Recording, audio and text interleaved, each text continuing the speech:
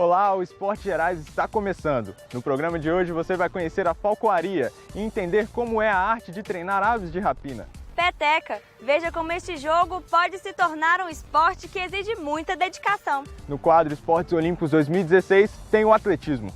No Em Ação, nós e parte da equipe da PUC TV participamos de uma aula de tiro com arco.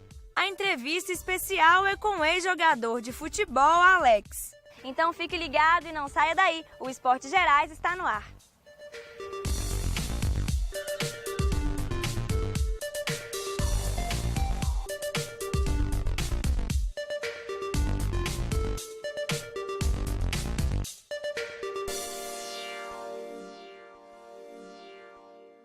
A falcoaria é a arte de treinar e de cuidar de aves de rapina. No Brasil, esta prática se tornou comum há aproximadamente 25 anos. Conheça agora um pouco mais dessa atividade aqui em Minas Gerais.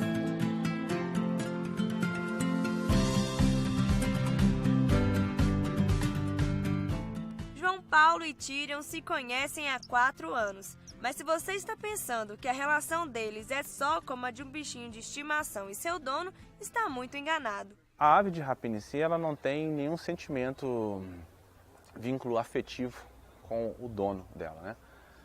A gente sim, a gente cria, a gente tem um laço de amizade. O que acontece entre ave e falcoeiro nada mais é do que a cumplicidade de caça. É porque a ave entende que o falcoeiro é quem fornece o alimento na luva ou é ele que fornece situações onde ele vai ter êxito de captura. Então a relação de cooperação entre ambos, né? A cooperação envolvendo a finalidade final, que é a captura do animal. Para cada atividade, uma ave. É preciso ficar atento qual será a mais adequada. De acordo com o tipo de presa que você tem a finalidade de captura, você tem um animal correto. Quando a gente vai trabalhar, por exemplo, onde o problema é um galpão com pombos, a gente vai estar usando esse tipo de gavião. Se a gente está num lugar onde é uma área aberta, é uma plantação, a gente tem alguns problemas com aves, outros tipos de aves, nós vamos estar utilizando falcões. Se é uma presa maior, que é um problema, por exemplo, uma lebre, né, que está trazendo desequilíbrio para o local, a gente vai estar usando uma águia. Então, conforme o tamanho da presa e do problema, você tem um tipo de ave direcionada. No Brasil não existem competições oficiais, mas há 2 maneiras de praticar falcoaria. Empresa de controle de fauna, onde tem determinadas espécies que já são previamente autorizadas pelo IBAMA, como pombos, né, que são animais que trazem problemas para o ser humano.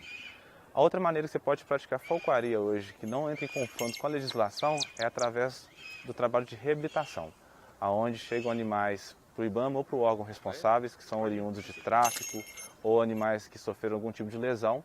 Essas aves elas são destinadas à associação. A associação ela tem um número de associados que tem capacidade técnica para poder desenvolver esse tipo de trabalho. Então, quando essas aves vêm para a mão do associado capacitado, ele faz um trabalho de condicionamento. Se é uma ave jovem, ele vai estar ensinando essa ave a caçar. Quando o animal já é um animal já velho, um animal que já teve hábitos de caça da natureza, esse animal, na verdade, só recebe um condicionamento muscular. A gente prepara ele novamente para poder fazer uma soltura no futuro e esse animal poder ser reintegrado ao meio ambiente.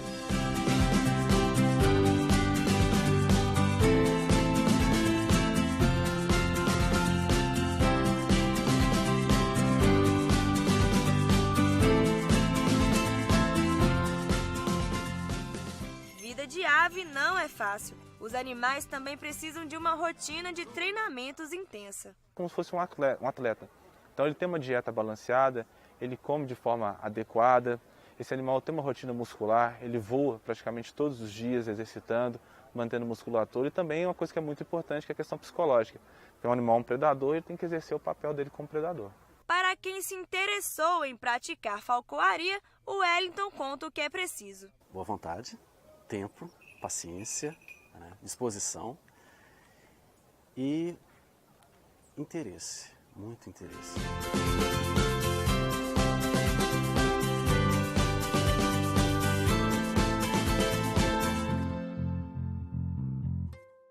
Se exercitar e competir de forma prazerosa. Essa é uma das vantagens de praticar peteca, um esporte naturalmente brasileiro que cresce cada vez mais. Lazer ou esporte? Muita gente não sabe, mas a peteca é considerada um lazer em processo de profissionalização.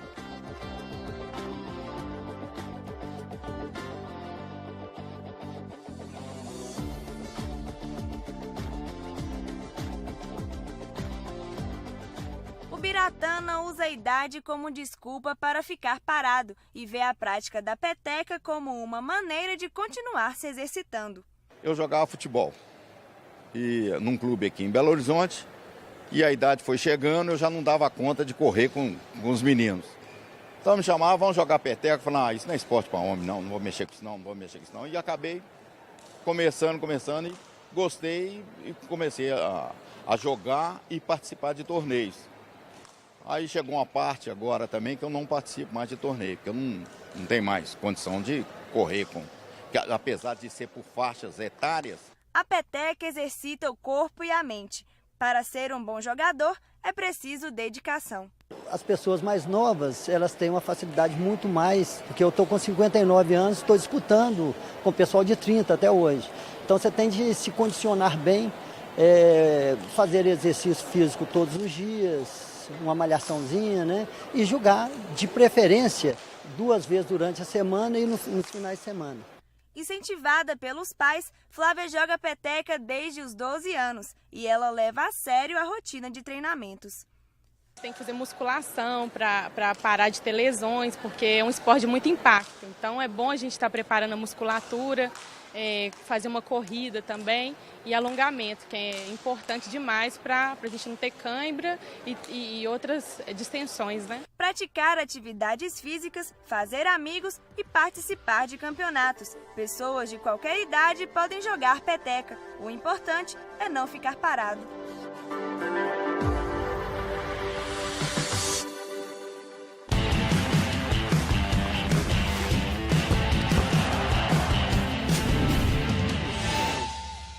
O atletismo é a modalidade olímpica mais antiga que existe. Hoje nós vamos conhecer um pouco deste esporte, que é constituído por várias modalidades e que exige ao máximo de cada atleta.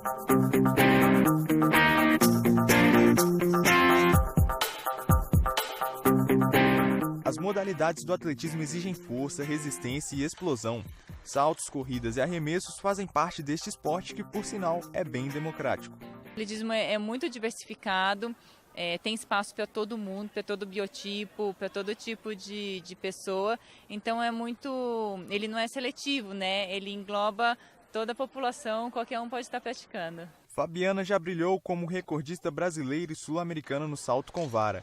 Quem vê a campeã mundial hoje não imagina o início da carreira. Eu comecei no esporte com 7 anos, na ginástica artística, e aí depois com 16 anos eu comecei a ver que eu estava alta para continuar na ginástica e queria fazer algum outro esporte. E aí meu pai viu um anúncio no jornal que estavam montando uma escolinha de atletismo. Ele falou, vai lá fazer atletismo.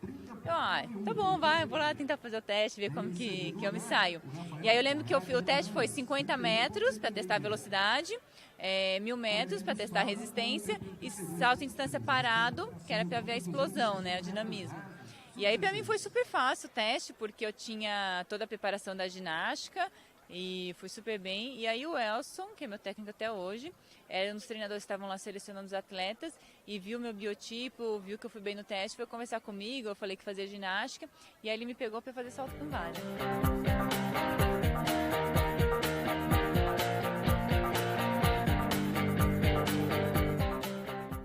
Este jovem pratica o atletismo há 1 ano e sente os benefícios. Fiquei mais forte, ganhei mais resistência e um pouco mais de massa muscular e inteligência também, porque sempre fui muito atrapalhado, então ganhei um pouco mais de juízo e responsabilidade.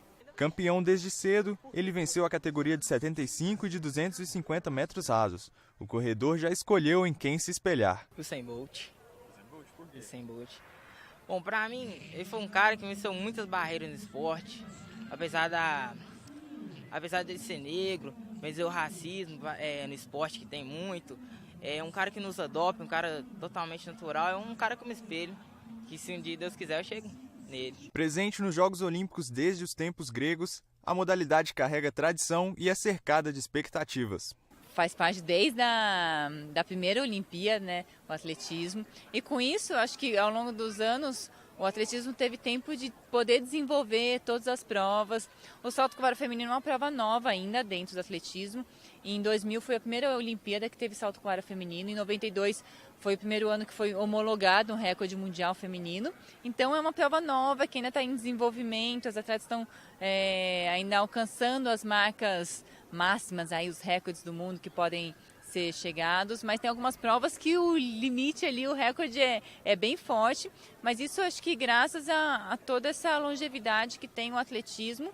Então teve muitos anos para o esporte se desenvolver, criar técnica e buscar essas marcas e ter essas experiências. Acho que é uma honra para os atletas, né?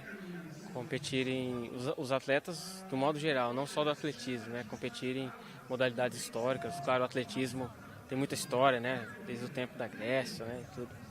Então, no meu caso, eu me sinto privilegiado em ter uma história nessa prova, né? Ser um bicampeão mundial nessa prova tão histórica quanto o atletismo.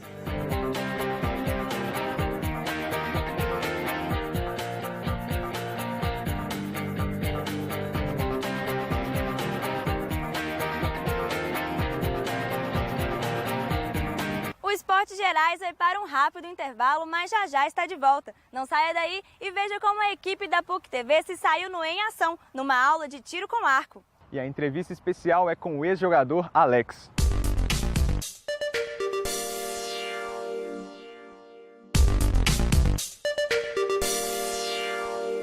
O Esporte Gerais está de volta e está competitivo. Nós convidamos parte da equipe da PUC TV e nos dividimos para praticar o tiro com arco. E aí, quem vai se dar melhor nessa?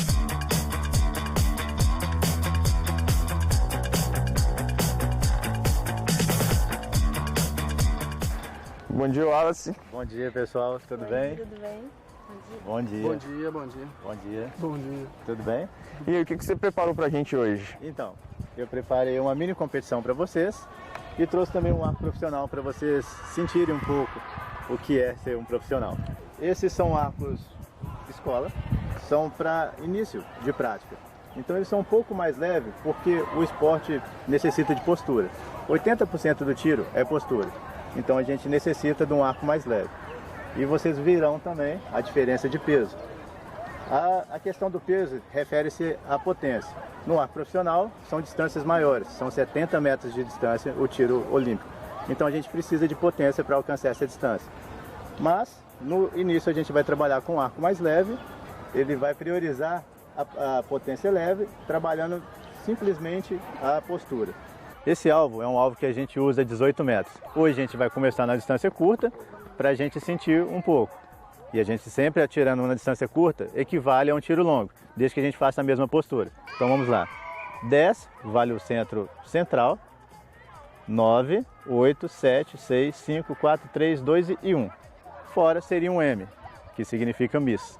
Nós vamos simular um combate por equipe. Então eu vou sugerir que seja dividido entre 2 pessoas cada equipe.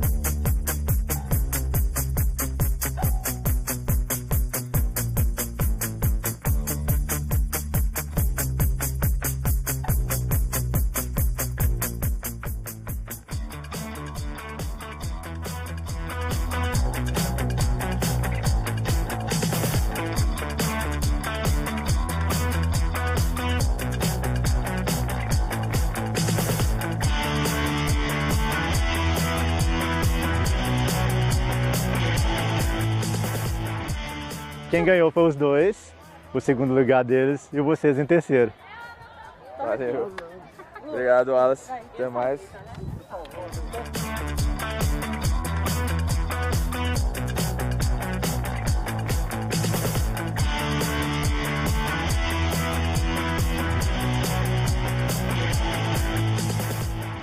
Ele encantou as torcidas dos times que passou e conquistou vários títulos. O Esporte Gerais de hoje recebe o ex-jogador Alex, que é considerado um mito por alguns e ídolos por outros. Seja bem-vindo, Alex. Obrigado. Você começou sua carreira na categoria de base do Coritiba e se profissionalizou em 1995. Qual é a sensação de ter o primeiro contrato, né, profissional no time do coração? No momento você não tem muita percepção do que está acontecendo, né? Você começa a entender isso um pouco mais para frente. As lembranças que eu tenho da época era a sensação de poder estar jogando pelo meu time, de sair da arquibancada e ir para dentro do campo. E depois que eu saí, que eu comecei a jogar em outros times, aí eu entendi que realmente a satisfação de ter iniciado pelo meu time era uma coisa muito boa, que não são todos os atletas que têm a condição, o privilégio de poder jogar na equipe que você cresceu, na equipe que você torce, na equipe da tua cidade. Então, realmente, para mim, olhando para trás, é super gratificante. E qual foi o gol ou partida que mais marcou sua carreira? Difícil escolher, né? Eu joguei mais de 1000 jogos, eu joguei em grandes times. Eu sempre cito a primeira, né? Porque eu acredito que sem a estreia nada disso teria acontecido. E a semana da minha estreia no Curitiba foi uma coisa muito louca, porque eu estava nos juniores e praticamente só completava treino com os profissionais. E tudo aconteceu, os jogadores receberam cartões amarelos na rodada anterior, acabaram suspensos, quem jogaria acabou se machucando. Existiam outras opções e o Carpegiani naquela semana optou por mim. Então eu acredito que tudo que veio depois se deve à estreia, né? Então se eu tivesse que escolher um, com certeza seria a primeira. Você foi um jogador que encantou vários torcedores. Qual é a sensação de receber tanto carinho de torcidas tão diferentes? Legal, muito bom. Eu costumo dizer que o maior ganho que eu tive na carreira foi o respeito, né? De poder, hoje como ex-jogador, ser respeitado até por torcidas adversárias, né? Então, realmente, para mim é gratificante olhar para trás e ver que, realmente, de alguma forma, eu marquei a vida de algumas pessoas. Você também jogou fora do Brasil por muito tempo, né? E como que foi essa adaptação lá fora? O que isso mudou na sua vida e na sua carreira profissional? Muito, porque é totalmente diferente do Brasil, né? Outra cultura, outra língua, outro modo de viver, outro futebol, outra visão das coisas. Então, realmente, eu acredito que ter passado 9 anos na Europa tem agregado muito para a minha vida como jogador, para a minha vida como pessoa. E eu sempre brinco que quem tiver a oportunidade de morar fora do país, independente de onde seja, e independente do tempo, seria interessante para você agregar valores, ver situações diferentes, ver uma cultura diferente. Eu acho que a gente cresce como ser humano quando tem uma oportunidade como essa. E como foi essa decisão de voltar ao Brasil depois de tanto tempo? Você já tinha algum time em mente para jogar quando você voltou para cá? Não, na verdade eu nem voltaria, né? Na verdade eu tive um atrito com um treinador na Turquia e acabou antecipando o meu retorno. Aí quando teve essa antecipação, aí eu tive que começar a imaginar algumas coisas. Eu já estava com 35 anos. E aí fiz a opção para voltar para Curitiba, para encerrar no meu time, já para organizar uma transição para a minha vida pós-futebol. E aí eu optei por voltar para o Curitiba e joguei 2 anos, acabei encerrando, e quando eu encerro a minha vida fora, ela já está organizada da maneira como eu tinha imaginado. Aqui em Belo Horizonte também teve um jogo de despedida e a torcida do Cruzeiro teve a oportunidade de rever o time que conquistou a Tríplice Coroa em campo novamente, né? Como que foi essa sensação de reencontrar o time, de reunir e encontrar também com outros ídolos da torcida celeste dentro de campo e ouvir o seu nome gritado pela torcida de novo no Mineirão? Aquela tarde foi mágica, né? Porque nós podemos reencontrar o pessoal de 2003, que a gente teve um ano realmente espetacular. E como um bônus, a gente ainda viu várias gerações do Cruzeiro, né? Jogadores que fizeram a história tão rica do Cruzeiro. Então, realmente, aquela tarde é uma tarde para ficar guardada eternamente. Eu me recordo de jogadores com mais de 70 anos, né? Eles satisfeitos, eles felizes, eles agradecidos pela lembrança. Jogadores que puderam jogar no novo Mineirão, que seja ali 2, 3 minutos, mais uma vez vestindo a camisa do Cruzeiro. Então, realmente, reencontrar os amigos de 2003, mas mais esse pessoal ainda, a história do Cruzeiro ali sendo jogado em 90 minutos, realmente é um dos momentos mais marcantes que eu tenho na minha vida relacionado ao futebol, porque foi uma tarde espetacular. Quais são os seus planos para o futuro, a partir de agora? Quando eu resolvi encerrar a carreira, eu queria ficar muito mais tempo com a minha família, né?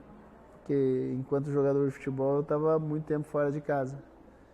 E, ao mesmo tempo, poder estudar futebol de fora, tentar buscar uma formação para que um dia eu retorne para o futebol. E é o que eu tenho feito, ficado com a família, estudado, buscado me aprimorar. No meio do caminho apareceu a televisão, que é mais uma situação para agregar conhecimento também. Então, na verdade, eu estou desfrutando a vida da forma como ela vai transcorrendo, da forma como ela aparece. Mas em termos de plano, é estudar, tentar buscar uma formação para que, num momento qualquer, eu possa retornar ao futebol. Muito obrigada, Alex. Desejo muito sucesso na sua vida e nessa nova carreira profissional que você está buscando. Obrigado, agradeço, um abraço a todos. O Esporte Gerais fica por aqui. Continue ligado na nossa programação e participe também pelas redes sociais. Até a próxima. Tchau!